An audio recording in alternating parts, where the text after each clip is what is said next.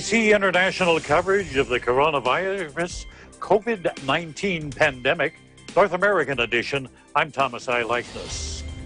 Because of the pandemic we're facing, distance learning has now become the only choice for educators and students.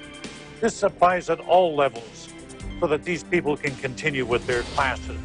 Gone are the traditional classrooms, the chance to interact with teachers and fellow students in a collegial way. In Ontario, distance learning is a fact of life now, the new normal. And in this report, we'll hear how some university students in the province are adapting.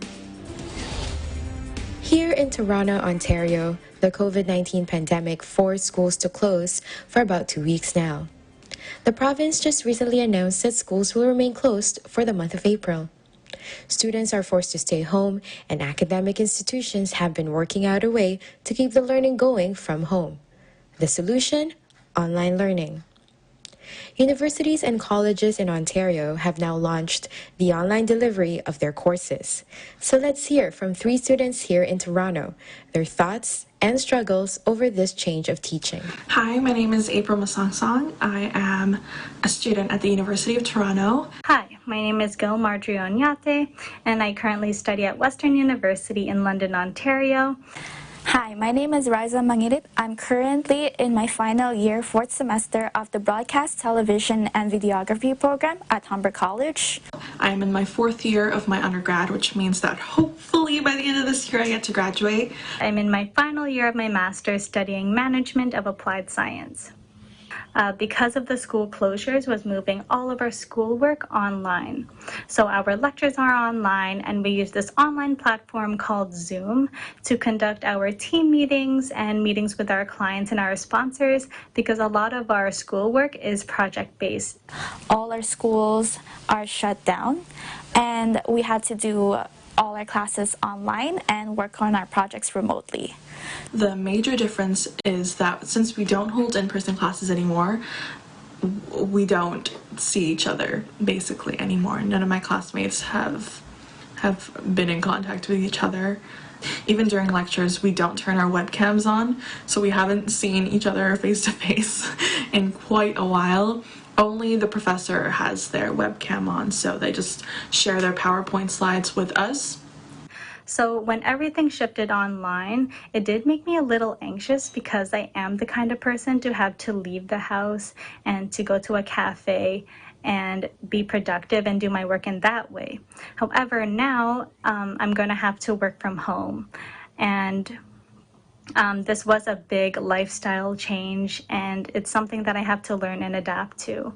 It's a bit of a challenge because my program is basically hands-on. So what we had to do is convert all our mobile productions, which is in place of classes. We had to do productions to different sports events or music events. So we had to turn that into one simple project, which could be an editing project, or with the other one, we had to do a video presentation. So the changes are a bit stressful, but it is manageable. However, some of the benefits to working from home, since I am now in Toronto, which is 2 hours away from London, I get to be here with my family, and I get to see them more often than I used to when I was back in London studying. You are at home, so you're comfortable. You can even work in your pajamas, and also that you don't have to worry about travel time, so commuting is not an issue. You don't have to worry about being late to class, to your online lectures. Motivation-wise, for students, I know it's so easy for university and college students to start slacking, so it's easier to be distracted, to do other things rather than studying or doing your assignments.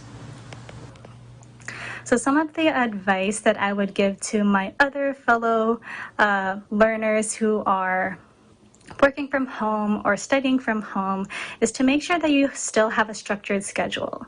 So wake up at the same time and go to sleep at the same time. Wake up early or set an alarm early and go to sleep early. And also keep your phone away from you. Keep all your social media, all YouTube off.